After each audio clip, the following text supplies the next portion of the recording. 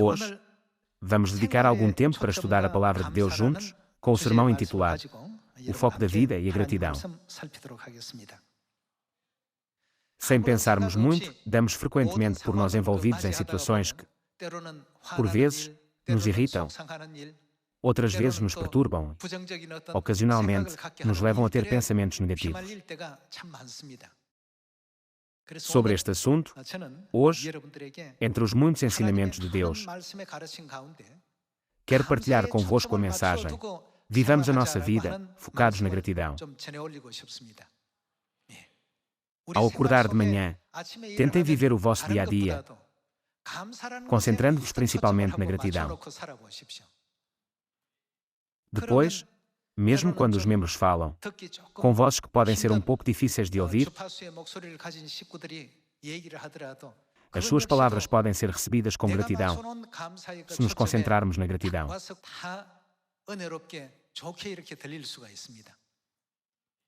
Por outro lado, se não vivermos a nossa vida com base na gratidão, as situações inesperadas podem fazer-nos sentir zangados e aborrecidos. Mas, com o passar do tempo, nós acabamos por pensar: por que é que me comportei daquela maneira? Eu podia ter agido de forma diferente. Vocês dão-se por vós mesmos a pensar assim muitas vezes. Por isso, se nós vivermos a nossa vida sempre com foco na gratidão, os obreiros sentirão sempre uma gratidão e uma alegria transbordantes para com Deus enquanto pregam. Os trabalhadores encontrar-se-ão cheios de gratidão, mesmo no seu local de trabalho. E os estudantes encontrarão certamente inúmeros motivos de gratidão nas suas escolas. Sem o pai e a mãe, teríamos nós alguma coisa para agradecer enquanto vivemos nesta terra? A Terra no universo é apenas um daqueles corpos celestes muito insignificantes que, mesmo que não existisse, não faria qualquer diferença. No entanto, o Pai e a Mãe Celestiais vieram a este mundo para expiar os nossos pecados. Deus não hesitou em sacrificar-se e até a morrer, de acordo com todas as profecias da Bíblia. Alguns poderão perguntar: o que é que Deus nos deu que devamos nós agradecer? A sua vinda a esta terra é, por si só, um motivo de gratidão. Mesmo que Ele não tivesse vindo, será que a sua obra no reino dos céus teria parado? Não, não teria. No entanto, não nos considerando como insignificantes, mas sim como preciosos, Ele deixou para trás o seu trono glorioso no céu e veio para esta terra, isto é, em si mesmo, um ato verdadeiramente espantoso pelo qual estamos extremamente gratos. Além disso, Ele foi sujeito a um duro escárnio e perseguição por parte da sua criação, por ter tomado sobre si os nossos pecados. Ele não hesitou em enfrentar condições e ambientes tão incómodos, mas percorreu silenciosamente esse caminho em nosso favor, tal como um cordeiro silencioso perante os seus tosqueadores. Por favor, reflitam continuamente sobre a vida do pai e da mãe. Claro que há muitas coisas para agradecer aos que nos rodeiam, mas nós nunca nos devemos esquecer de agradecer ao pai e à mãe. É por isso que eu respeito verdadeiramente Davi sempre que leio a Bíblia.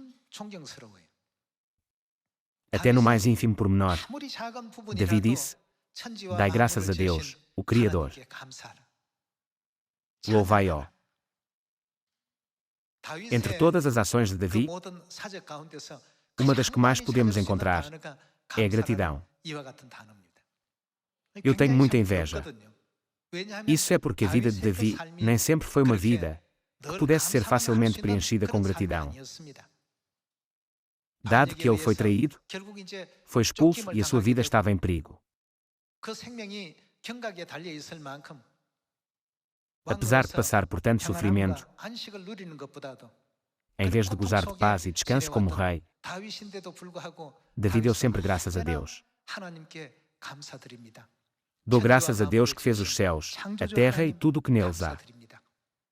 Dou graças a Deus por ter libertado Israel do exército egípcio. Dou graças a Deus por ter permitido a Israel entrar na terra de Canaã. Davi viveu sempre a sua vida, dando graças a Deus por tudo, e é por isso que Deus sempre disse: Davi é um homem segundo o meu coração. Isto significa que Deus estava verdadeiramente satisfeito com ele. Quem neste mundo pode viver uma vida que agrade verdadeiramente ao coração de Deus como ele viveu? Davi deu sempre graças a Deus em todos os momentos da sua vida. Eu estou grato por isto e por aquilo. Mesmo nos momentos em que a sua vida estava em perigo, devido à traição do seu filho Absalão, ele deu graças a Deus, dizendo: O Senhor é o meu pastor, nada me falta. Claro que isso foi porque Deus lhe abriu os olhos da fé para agradecer.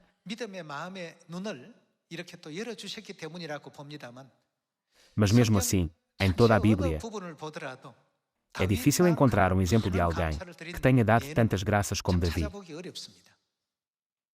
Irmãos e irmãs, vocês ainda podem receber o prémio de gratidão no céu, se começarem a preparar-se para isso, a partir de agora. Sejamos, portanto, aqueles que sempre dão graças a Deus. Quando nós agradecemos muito, tudo parece bem. O que é que os olhos da fé nos permitem ver? Não nos permitem eles ver o caminho. No entanto, o que dizer dos olhos que resmungam, duvidam ou hesitam? Tudo o que eles veem são obstáculos. Mas através dos olhos da fé, estes já não são vistos como obstáculos, mas sim como o caminho. A perspectiva muda completamente. Todos os anos, quando os membros da família celestial regressam à Mãe Jerusalém, cada um deles passa por todo o tipo de dificuldades e situações indescritíveis.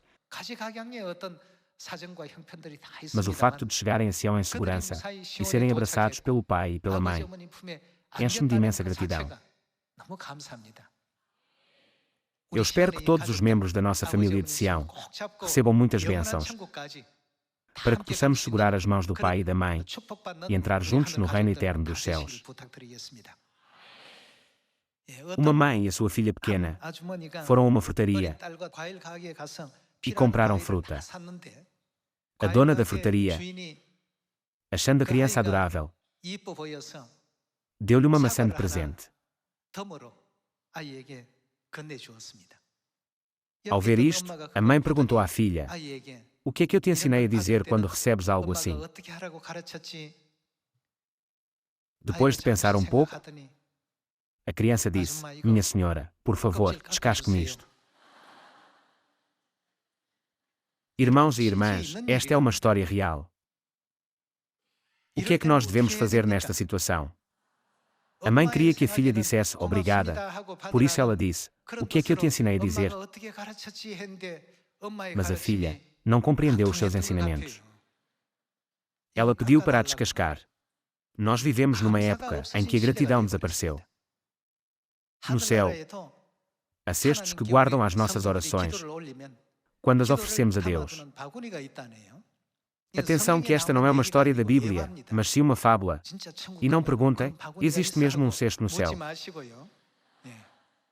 Um é um cesto de gratidão e o outro é um cesto de desejos, coisas como, por favor, faça isto por mim. Os anjos levam os cestos a Deus quando estão cheios.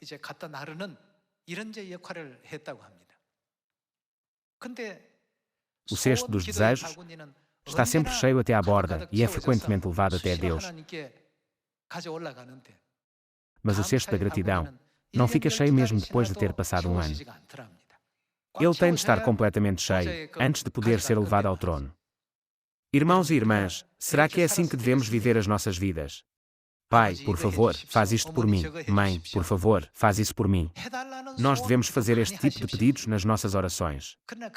No entanto, a par disso, devemos também oferecer frequentemente orações de gratidão. Foi por isso que Jesus nos deu este ensinamento há 2000 anos. Vejamos o capítulo 17, versículo 11, de Lucas. Capítulo 17, versículo 11. De caminho para Jerusalém, passava Jesus pelo meio de Samaria e da Galileia. Ao entrar numa aldeia, saíram-lhe ao encontro 10 leprosos, que ficaram de longe e lhe gritaram, dizendo: Jesus, Mestre, compadece-te de nós. Ao vê-los, disse-lhes Jesus: Ide e mostrai-vos aos sacerdotes. Aconteceu que, indo eles, foram purificados. Um dos 10, vendo que fora curado, voltou, dando glória a Deus em alta voz, e prostrou-se com o rosto em terra aos pés de Jesus. Agradecendo-lhe, ele mostrou gratidão a Jesus. E este era samaritano. Então, Jesus lhe perguntou: Não eram 10 os que foram curados? Onde estão os 9? Não houve, porventura, quem voltasse para dar glória a Deus, senão este estrangeiro? E disse-lhe: Levanta-te e vai, a tua fé te salvou. Irmãos e irmãs, no passado, a lepra era considerada uma doença quase incurável. Não era. Esta doença incurável foi curada através da dádiva do poder de Jesus Cristo. Quão gratos eles deveriam estar! É assim que nós somos. Deus concedeu todos os nossos desejos, mas nós não agradecemos. Nós não sabemos agradecer, fazendo pedidos absurdos como uma criança que, ao receber uma fruta, diz: Por favor, descasca para mim.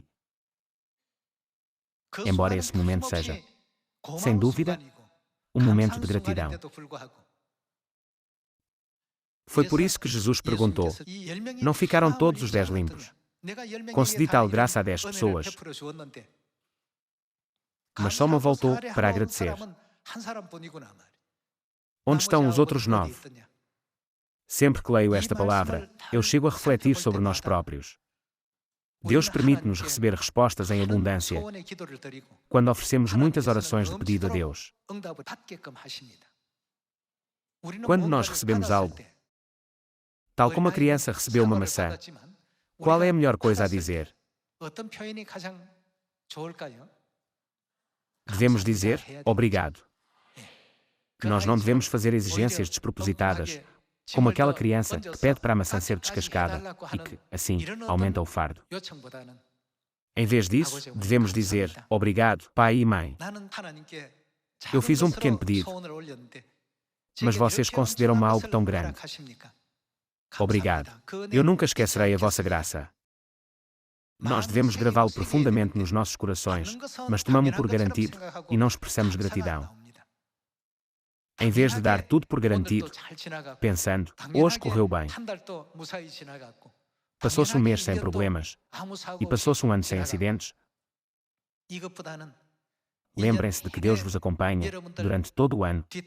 Quando se dirigem para o perigo, Ele segura-vos. Quando algo está prestes a correr mal, Ele evita situações más.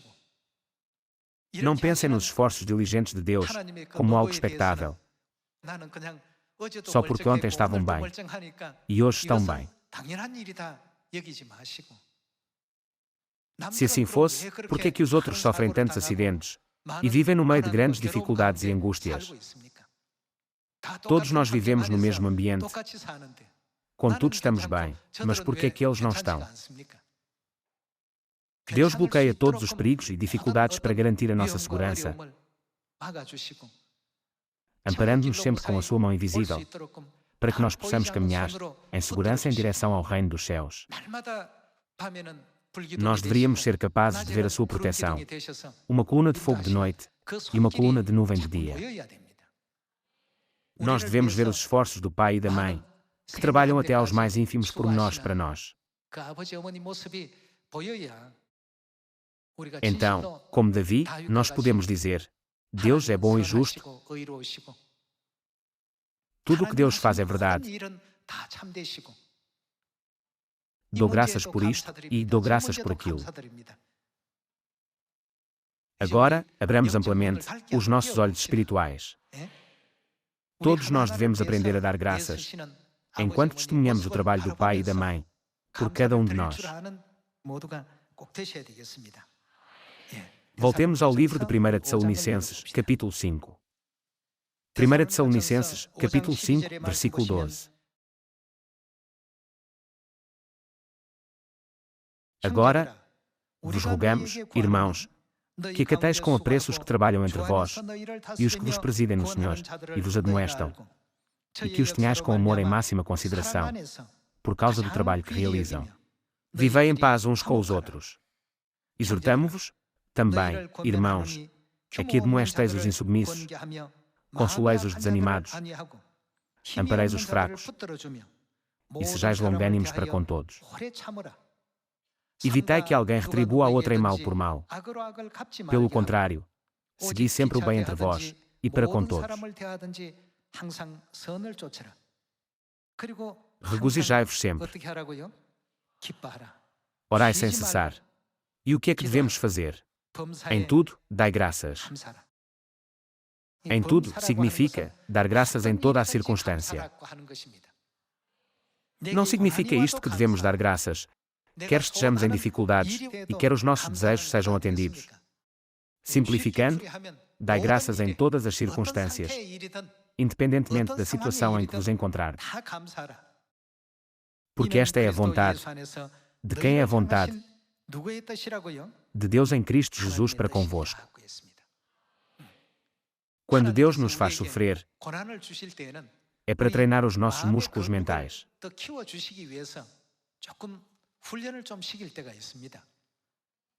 Após este treino, os nossos músculos mentais tornam-se muito fortes e sólidos. Muitos de vós podem não gostar de tempo chuvoso. Quando chove, torna-se inconveniente participar em várias atividades e também afeta o nosso humor. Algumas pessoas desejam que o tempo seja soalheiro durante todo o ano. No entanto, essa pessoa teria de viver no deserto. Se não chover e o sol estiver sempre a brilhar, o que acontece ao solo? Como não há umidade, as árvores não podem crescer ali. A terra transforma-se inevitavelmente num lugar onde todos os seres vivos pereceriam. Assim, o que é que Deus faz em relação ao tempo? Não é verdade que Deus muda continuamente o tempo. Hoje faz sol. Amanhã está nublado. E depois de amanhã neva. Por vezes, Ele faz chover.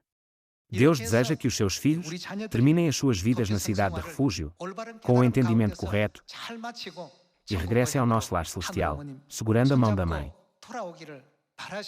É por isso que Deus nos diz para nos alegrarmos sempre, sejam quais forem as circunstâncias.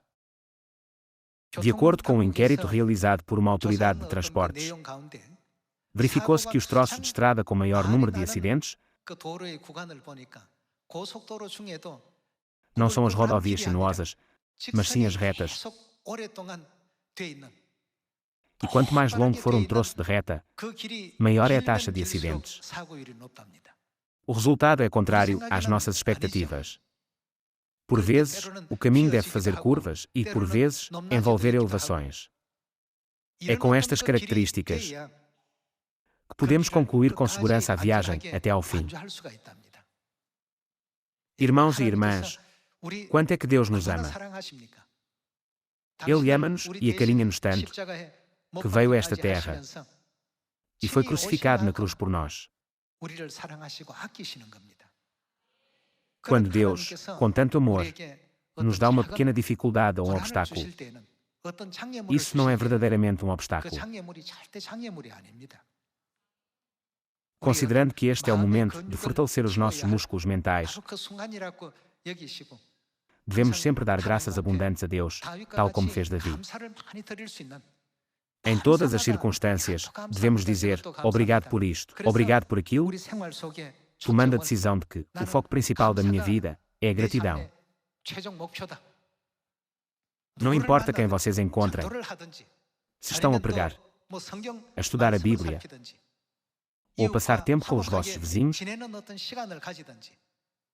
se vocês se focarem sempre na gratidão em todas estas situações, Deus estará certamente convosco em todos os momentos. Passemos a 2 Samuel, capítulo 22.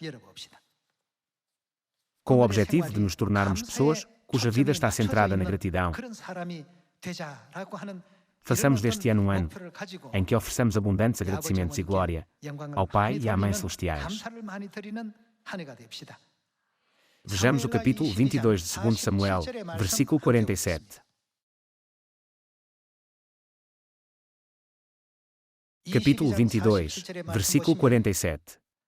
Vive o Senhor, e bendita seja a minha rocha. Exaltado seja o meu Deus, a rocha da minha salvação. O Deus que por mim tomou vingança e me submeteu povos. O Deus que me tirou dentre os meus inimigos. Sim, tu que me exaltaste acima dos meus adversários e me livraste do homem violento. Celebrar-te-ei, pois, entre as nações, ó Senhor, e cantarei louvores ao teu nome.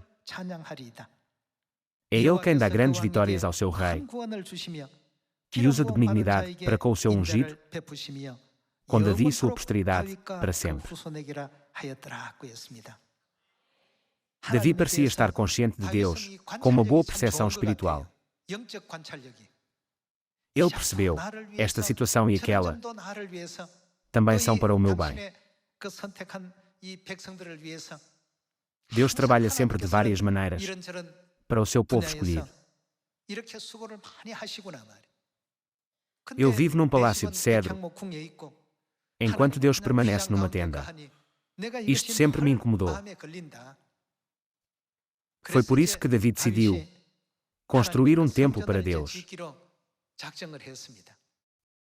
Então, Deus disse, já que és um guerreiro e derramaste muito sangue, que o teu desejo se cumpra na geração do teu filho. Afinal, não foi o filho de Davi, Salomão, que construiu o templo sagrado, a casa de Deus, para Deus. Davi foi muito atencioso. Ele pensou, que coisas posso eu encontrar para agradecer em todos os aspectos? O que é que devemos fazer, mesmo que seja quanto a acordar e conseguir respirar hoje? Nós devemos estar gratos. Há pessoas que morrem durante a noite, enquanto dormem. Além disso, não terá Deus permitido que acordássemos e participássemos numa parte do ministério do Evangelho. Se nós pensarmos bem em tudo isto, podemos concluí-lo com gratidão, tal como fez Davi. Vejamos 1 Crônicas, capítulo 29, versículo 10. Pelo que Davi louvou ao Senhor perante a congregação toda, e disse, bendito és tu, Senhor, Deus de Israel, nosso Pai, de eternidade em eternidade. Teu, Senhor, é o poder, a grandeza, a honra, a vitória e a majestade, porque Teu é tudo quanto há nos céus e na terra. Teu, Senhor, é o reino, e Tu te exaltaste por chefe sobre todos. Riquezas e glória vêm de Ti. Tu dominas sobre tudo. Na Tua mão há força e poder. Contigo está o engrandecer e a tudo dar força. Agora, pois, ó nosso Deus, Davi nunca deixou de dar graças na oração. Graças te damos e louvamos o Teu glorioso nome. Porque quem sou eu e quem é o meu povo, para que pudéssemos dar voluntariamente estas coisas? Porque tudo vem de Ti, e das Tuas mãos te damos.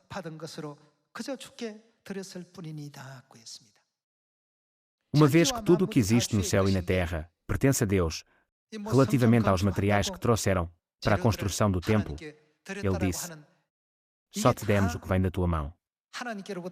Como é que isto pode ser considerado grande coisa?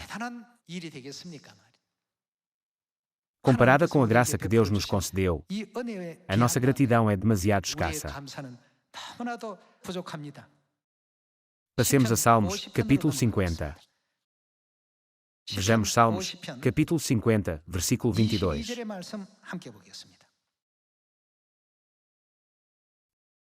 Considerai, pois, nisto, vós que vos esqueceis de Deus, para que não vos despedace, sem haver quem vos livre. O que me oferece sacrifício de ações de graças, o que é que ele faz? Esse me glorificará, e ao que prepara o seu caminho, dar-lhe-ei que veja a salvação de Deus. Está escrito na Bíblia VFL: aquele que está agradecido comigo fará o sacrifício que me honra, e eu darei a minha salvação àquele que vive segundo a minha lei. Além disso, está escrito na Bíblia NTLH: aquele que me traz ofertas de gratidão está me honrando.